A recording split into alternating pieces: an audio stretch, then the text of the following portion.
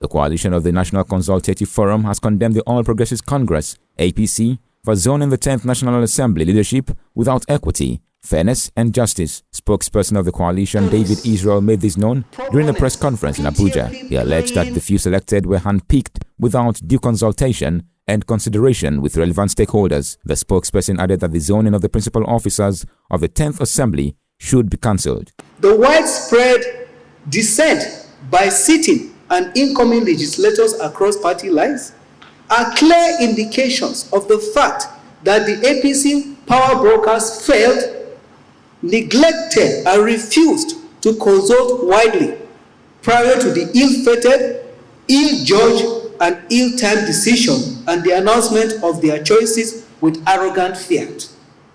The North Central governors have joined the fray and expectedly denounced the illegitimate arrangements, just as delegations of aspirants to the principal offices in both chambers have besieged the party secretariat to register their disapprobation of the tyrannical party allocation of positions. The group asked the ruling party to desist and resign its decision or be ready to face the mother of disintegration and self-destruction.